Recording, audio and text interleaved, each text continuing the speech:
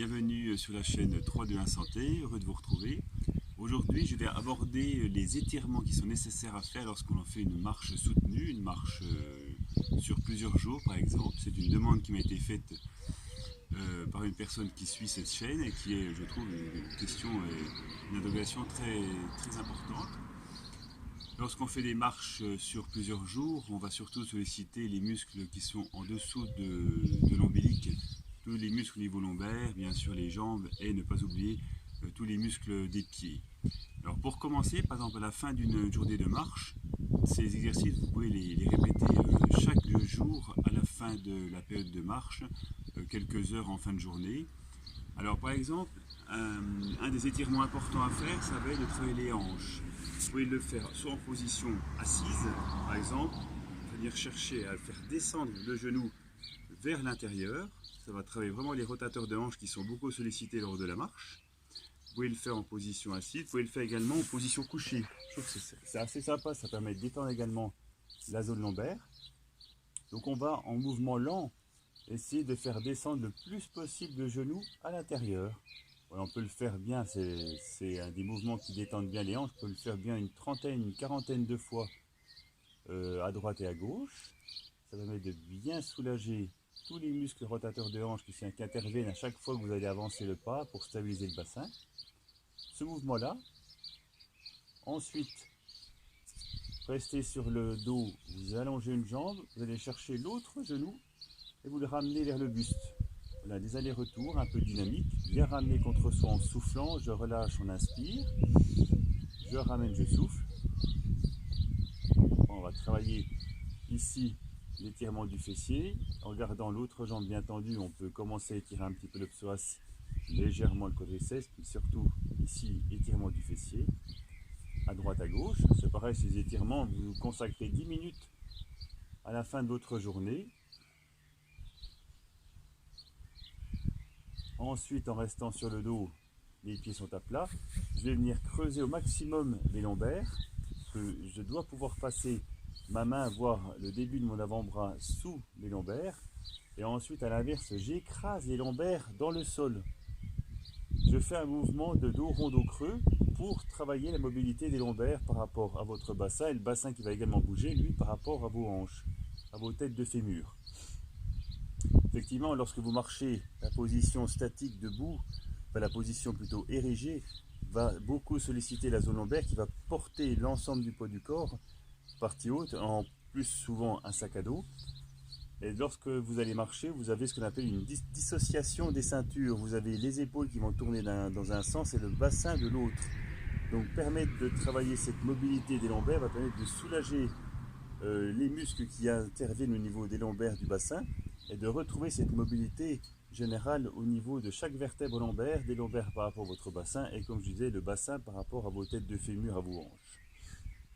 Donc cette alternance dos rond, dos creux en mouvement assez lent.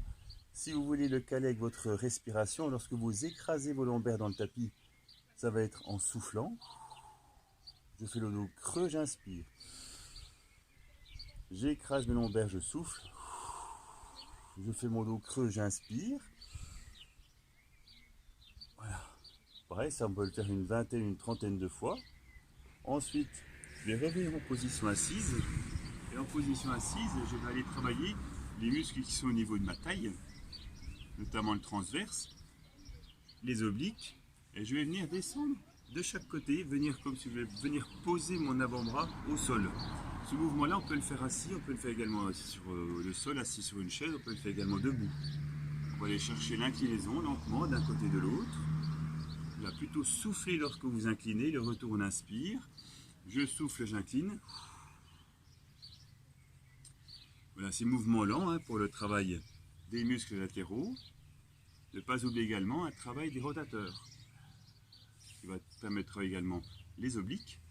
Et je vais aller tourner à droite à gauche. J'utilise ma main pour prendre appui sur le genou opposé.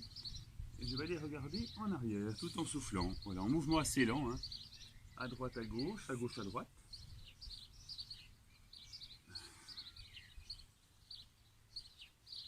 Ensuite, je vais me mettre en position 4 pattes. Celui-ci, on peut le faire en position debout également.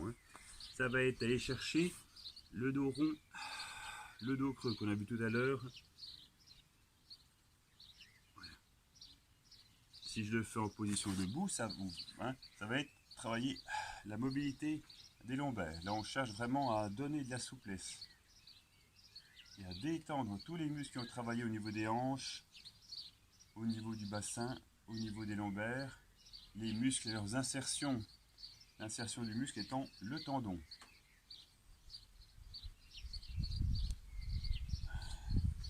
Et ensuite, un élément très important, c'est la jambe et le pied.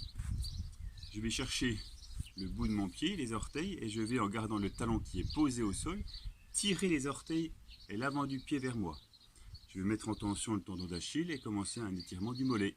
Voilà, en mouvement, aller-retour, quelque chose de dynamique. À droite, à gauche, à droite, pareil, on fait une vingtaine de fois. Et un élément à ne pas oublier surtout, c'est tout le travail de l'ensemble du pied, c'est-à-dire je vais saisir les orteils et je vais travailler, alors là on peut y aller franco, des grands circulaires de cheville. Voilà, des mouvements assez lents, on cherche vraiment l'amplitude globale, dans un sens, dans l'autre, pour la détente de la cheville, également tous les petits os du pied. On va venir travailler l'extension et la flexion des orteils. Et surtout, aller venir malaxer, masser largement. On peut se faire plaisir là sous la voûte plantaire. Allez-y franco, on peut y aller en profondeur, le muscle plantaire qui forme l'arche du pied.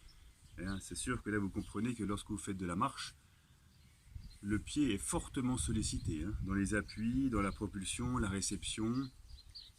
Surtout engoncé dans une chaussure, même si elle est très confortable et adaptée, c'est très important d'aller chercher en fin de journée le massage du pied. Vous pouvez le faire pour vous-même, vous pouvez le faire également aux autres partenaires de marche. Voilà, donc allez franco, des rotations, les extensions, flexions des orteils, le malaxage, le massage de la voûte plantaire. Donc tous ces exercices à refaire à la fin de chaque journée. Je me suis concentré surtout sur la partie basse, mais si vous marchez seul avec bâton ou équipé d'un sac à dos, un seul exercice que vous pouvez compléter le soir, c'est-à-dire vous mettez dans un encart de porte, vous allez placer vos deux mains qui sont de chaque côté donc, de l'encart de porte, un petit peu comme ici.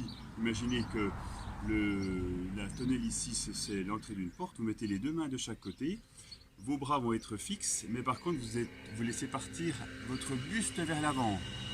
Et vous revenez plusieurs fois de suite, maintenir la posture 20-30 secondes, ça va permettre d'étirer vos pectoraux, de solliciter donc le redressement du dos et repousser vos épaules vers l'arrière, puisque avec la marche, plusieurs heures, avec les bâtons ou pas, on aura une tendance un petit peu à l'enroulement des épaules. Donc vraiment, les deux mains au niveau d'un encart de porte, je souffle et j'avance, je maintiens 20-30 secondes, l'étirement des pectoraux, et je relâche, et je recommence 2-3 fois, ça c'est très bien.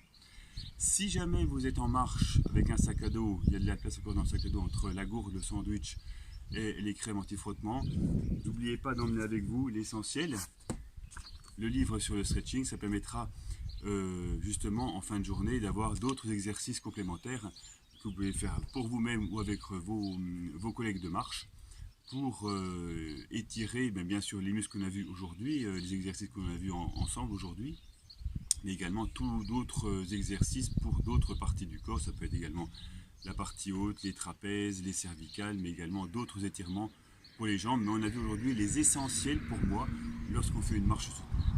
Eh bien écoutez, j'espère que cette vidéo sera très utile pour vous dans la marche que vous allez entreprendre.